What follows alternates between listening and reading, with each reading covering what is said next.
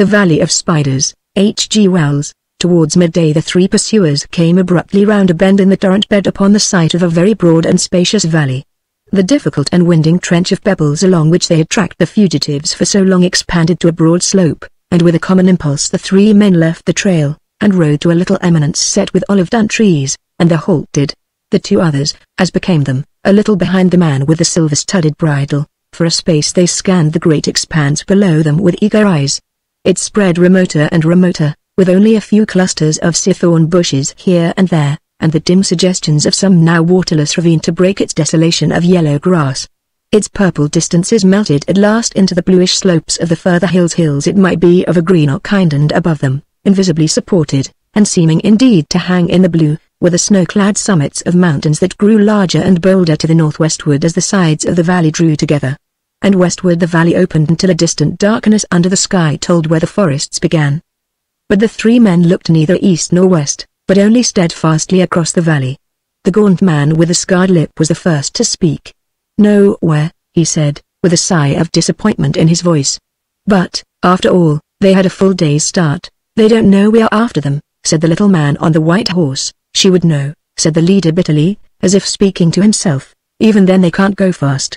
They've got no beast but a mule, and all today the girl's foot has been bleeding." The man with the silver bridle flashed a quick intensity of rage on him.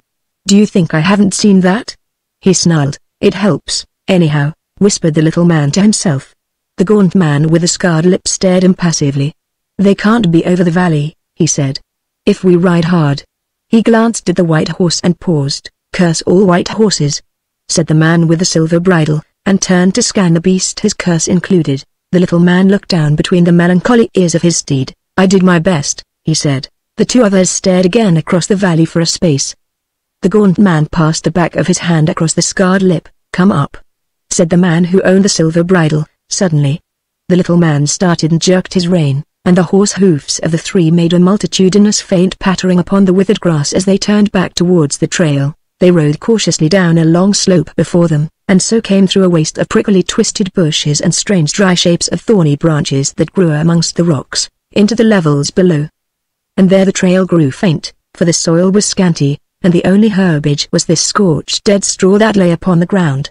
Still, by hard scanning, by leaning beside the horses' necks and pausing ever and again, even these white men could contrive to follow after their prey. There were trodden places, bent and broken blades of the coarse grass, and ever and again the sufficient intimation of a footmark. And once the leader saw a brown smear of blood where the half-caste girl may have trod. And at that under his breath he cursed her for a fool. The gaunt man checked his leader's tracking, and the little man on the white horse rode behind, a man lost in a dream. They rode one after another. The man with the silver bridle led the way, and they spoke never a word. After a time it came to the little man on the white horse that the world was very still. He started out of his dream. Besides the little noises of their horses and equipment, the whole great valley kept the brooding quiet of a painted scene. Before him went his master and his fellow, each intently leaning forward to the left, each impassively moving with the paces of his horse. Their shadows went before them still, noiseless, tapering attendants, and nearer a crouched cool shape was his own. He looked about him. What was it had gone? Then he remembered the reverberation from the banks of the gorge and the perpetual accompaniment of shifting, jostling pebbles. And, moreover, there was no breeze. That was it. What a vast, still place it was, a monotonous afternoon slumber. And the sky open and blank except for a somber veil of haze that had gathered in the upper valley. He straightened his back, fretted with his bridle, puckered his lips to whistle, and simply sighed. He turned in his saddle for a time, and stared at the throat of the mountain gorge out of which they had come. Blank slopes on either side, with never a sign of a decent beast or tree, much less a man. What a land it was! What a wilderness! He dropped again into his former pose. It filled him with a momentary pleasure to see a rye stick of purple-black flash out into the form of a snake, and vanish amidst the brown. After all, the infernal valley was alive. And then, to rejoice him still more, came a little breath across his face, a whisper that came and went, the faintest inclination of a stiff black-antlered bush upon a little crest, the first intimations of a possible breeze. Idly he wetted his finger, and held it up. He pulled up sharply to avoid a collision with the gaunt man, who had stopped at fault upon the trail. Just at that guilty moment he caught his master's eye looking towards him. For a time he forced an interest in the tracking. Then, As they rode on again, he studied his master's shadow and hat and shoulder, appearing and disappearing behind the gaunt man's nearer contours. They had ridden 4 days out of the very limits of the world into this desolate place, short of water, with nothing but a strip of dried meat under their saddles, over rocks and mountains, where surely none but these fugitives had ever been before for that. And all this was for a girl, a mere willful child. And the man had whole cityfuls of people to do his basest bidding. Girls, women. Why in the name of passionate folly this one in particular? Asked the little man, and scowled at the world, and licked his parched lips with a blackened tongue. It was the way of the master, and that was all he knew. Just because she sought to evade him. His eye caught a whole row of high-plumed canes bending in unison, and then the tails of silk that hung before his neck flapped and fell. The breeze was growing stronger. Somehow it took the stiff stillness out of things, and that was well. "Hello," said the gaunt man. All three stopped abruptly. "What?" asked the master. "What, over there," said the gaunt man, pointing up the valley. "What, something coming towards us." And as he spoke a yellow animal crested a rise and came bearing down upon them. It was a big wild dog, coming before the wind, tongue out, at a steady pace, and running with such an intensity of purpose that he did not seem to see the horseman he approached. He ran with his nose up, following, it was plain, neither scent nor quarry. As he drew nearer the little man felt for his sword. "He's mad," said the gaunt rider. "Shout," said the little man, and shouted. The dog came on. Then when the little man's blade was already out, it swerved aside and went panting by them and past. The eyes of the little man followed its flight. "There was no foam," he said. For a space the man with the silver-studded bridle stared up the valley. "Oh, come on," he cried at last. "What does it matter?" and jerked his horse into movement again. The little man left the insoluble mystery of a dog that fled from nothing but the wind, and lapsed into profound musings on human character. "Come on," he whispered to himself. Why should it be given to one man to say "come on"? With that stupendous violence of effect? Always, all his life, the man with the silver bridle has been saying that. "If I said it," thought the little man. But people marveled when the master was disobeyed even in the wildest things. This half-caste girl seemed to him, seemed to everyone, mad blasphemous almost. The little man, by way of comparison, reflected on the gaunt rider with the scarred lip, as stalwart as his master, as brave and, indeed, perhaps braver, and yet for him there was obedience, nothing but to give obedience duly and stoutly. Certain sensations of the hands and knees called the little man back to more immediate things. He became aware of something. He rode up beside his gaunt fellow. "Do you notice the horses?" he said in an undertone. The gaunt face looked interrogation. "They don't like this wind," said the little man, and dropped behind as the man with the silver bridle turned upon him. "It's all right," said the gaunt-faced man. They rode on again for a space in silence. The foremost two rode downcast upon the trail. The hindmost man watched the haze that crept down the vastness of the valley, nearer and nearer, and noted how the wind grew in strength moment by moment. Far away on the left he saw a line of dark bulks, wild hog, perhaps, galloping down the valley, but of that he said nothing, nor did he remark again upon the uneasiness of the horses. And then he saw first one and then a second great white ball, a great shining white ball like a gigantic head of thistledown, that drove before the wind athwart the path. These balls soared high in the air, and dropped and rose again and caught for a moment, and hurried on and passed, but at the sight of them the restlessness of the horses increased. Then presently he saw that more of these drifting globes, and then soon very many more were hurrying towards him down the valley. They became aware of a squealing. Athwart the path a huge ball rushed, turning his head but for one instant to glance at them, and then hurling on down the valley again. And at that all three stopped and sat in their saddles, staring into the thickening haze that was coming upon them. "If it were not for this thistledown," began the leader. But now a big globe came drifting past within a score of yards of them. It was really not an even sphere at all, but a vast, soft, ragged, filmy thing, a sheet gathered by the corners, an aerial jellyfish, as it were, that rolling over and over as it advanced, and trailing long cobwebby threads and streamers that floated in its wake. "It isn't thistledown," said the little man. "I don't like the stuff," said the gaunt man, and they looked at one another. "Curse it!" cried the leader. "The air's full of lit up there. If it keeps on at this pace long, it will stop us altogether." An instinctive feeling, such as lines out a herd of deer at the approach of some ambiguous thing, prompted them to turn their horses to the wind, ride forward for a few paces, and stare at that advancing multitude of floating masses. They came on before the wind with a sort of smooth swiftness, rising and falling noiselessly, sinking to earth, rebounding high, soaring all with a perfect unanimity, with a still, deliberate assurance. Right and left of the horsemen the pioneers of this strange army passed. At one that rolled along the ground, breaking shapelessly and trailing out reluctantly into long grappling ribbons and bands, all three horses began to shy and dance. The master was seized with a sudden, unreasonable impatience. He cursed the drifting globes roundly. "Get on!" he cried, "get on! What do these things matter? How can they matter? Back to the trail!" He fell swearing at his horse and sawed the bit across its mouth. He shouted aloud with rage. "I will follow that trail, I tell you," he cried. "Where is the trail?" He gripped the bridle of his prancing horse and searched amidst the grass. A long and clinging thread fell across his face, a grey streamer dropped about his bridle arm, some big, active thing with many legs ran down the back of his head.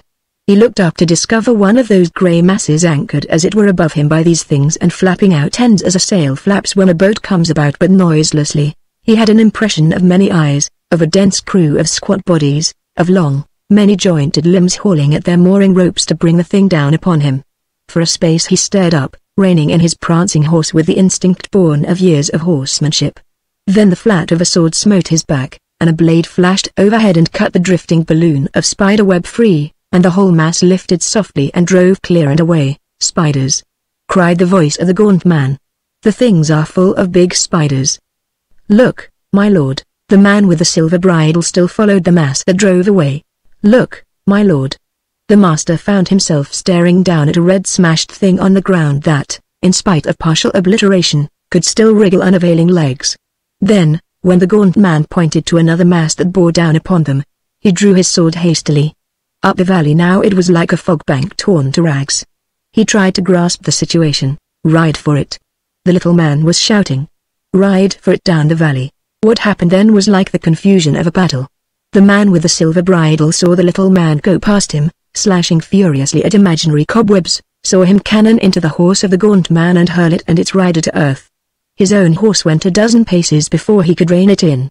Then he looked up to avoid imaginary dangers, and then back again to see a horse rolling on the ground, the gaunt man standing and slashing over it at a rent and fluttering mass of grey that streamed and wrapped about them both. And thick and fast as thistledown on wasteland on a windy day in July the cobweb masses were coming on. The little man had dismounted, but he dared not release his horse. He was endeavoring to lug the struggling brute back with the strength of one arm, while with the other he slashed aimlessly. The tentacles of a second grey mass had entangled themselves with the struggle, and this second grey mass came to its moorings, and slowly sank. The master set his teeth, gripped his bridle, lowered his head, and spurred his horse forward. The horse on the ground rolled over, there was blood and moving shapes upon the flanks, and the gaunt man suddenly leaving it, ran forward towards his master, perhaps 10 paces. His legs were swathed and encumbered with grey, he made ineffectual movements with his sword. Grey streamers waved from him. There was a thin veil of grey across his face. With his left hand he beat at something on his body, and suddenly he stumbled and fell. He struggled to rise, and fell again, and suddenly, horribly, began to howl. "Oh, oh, oh, oh." The master could see the great spiders upon him, and others upon the ground, as he strove to force his horse nearer to this gesticulating, screaming grey object that struggled up and down. There came a clatter of hooves, and the little man, in act of mounting, swordless, balanced on his belly athwart the white horse, and clutching its mane, whirled past. And again a clinging thread of grey gossamer swept across the master's face. All about him, and over him, it seemed this drifting, noiseless cobweb circled and drew nearer him. To the day of his death he never knew just how the event of that moment happened. Did he, indeed, turn his horse, or did it really of its own accord stampede after its fellow? Suffice it that in another second he was galloping full tilt down the valley with his sword whirling furiously overhead. And all about him on the quickening breeze, the spiders' airships, their air bundles and air sheets, seemed to him to hurry in a conscious pursuit. Clatter, clatter, thud, thud, the man with the silver bridle rode, heedless of his direction, with his fearful face looking up now right, now left, and his sword arm ready to slash. And a few hundred yards ahead of him, with a tail of torn cobweb trailing behind him, rode the little man on the white horse, still but imperfectly in the saddle. The reeds bent before them, the wind blew fresh and strong. Over his shoulder the master could see the webs hurrying to overtake. He was so intent to escape the spider's webs that only as his horse gathered together for a leap did he realize the ravine ahead. And then he realized it only to misunderstand and interfere. He was leaning forward on his horse's neck and sat up and back all too late, but if in his excitement he had failed to leap, at any rate he had not forgotten how to fall. He was horseman again in midair. He came off clear with a mere bruise upon his shoulder, and his horse rolled, kicking spasmodic legs, and lay still. But the master's sword drove its point into the hard soil, and snapped clean across, as though chance refused him any longer as her knight, and the splintered end missed his face by an inch or so. He was on his feet in a moment, breathlessly scanning the onrushing spider webs. For a moment he was minded to run, and then thought of the ravine, and turned back. He ran aside once to dodge one drifting terror, and then he was swiftly clambering down the precipitous sides, and out of the touch of the gale. There, under the lee of the dry torrent's steeper banks, he might crouch and watch these strange, grey masses pass and pass in safety till the wind fell, and it became possible to escape. And there for a long time he crouched, watching the strange, grey, ragged masses trail their streamers across his narrowed sky. Once a stray spider fell into the ravine close beside him, a full-footed measured from leg to leg, and its body was half a man's hand, and after he had watched its monstrous alacrity of search and escape for a little while and tempted it to bite his broken sword, he lifted up his iron-heeled boot and smashed it into a pulp. He swore as he did so, and for a time sought up and down for another. Then presently, when he was sure these spider swarms could not drop into the ravine, he found a place where he could sit down, and sat and fell into deep thought and began, after his manner, to gnaw his knuckles and bite his nails. And from this he was moved by the coming of the man with the white horse. He heard him long before he saw him, as a clattering of hooves, stumbling footsteps, and a reassuring voice. Then the little man appeared, a rueful figure, still with a tail of white cobweb trailing behind him. They approached each other without speaking, without a salutation. The little man was fatigued and shamed to the pitch of hopeless bitterness, and came to a stop at last, face to face with his seated master. The latter winced a little under his dependent's sigh. "Well?" he said at last, with no pretense of authority. "You left him?" "My horse bolted, I know." "So did mine." He laughed at his master mirthlessly. "I say my horse bolted," said the man who once had a silver-studded bridle. "Cowards both," said the little man. The other gnawed his knuckle through some meditative moments, with his eye on his inferior. "Don't call me a coward," he said at length. "You are a coward, like myself, a coward possibly. There is a limit beyond which every man must fear. That I have learnt at last. But not like yourself. That is where the difference comes in. I never could have dreamt you would have left him. He saved your life 2 minutes before. Why are you our lord?" The master gnawed his knuckles again, and his countenance was dark. "No man calls me a coward," he said. "No. A broken sword is better than none. One spavined white horse cannot be expected to carry 2 men a 4 days' journey. I hate white horses, but this time it cannot be helped. You begin to understand me? I perceive that you are minded, on the strength of what you have seen and fancy, to taint my reputation. It is men of your sort who unmake kings. Besides which I never liked you, my lord," said the little man. "No," said the master.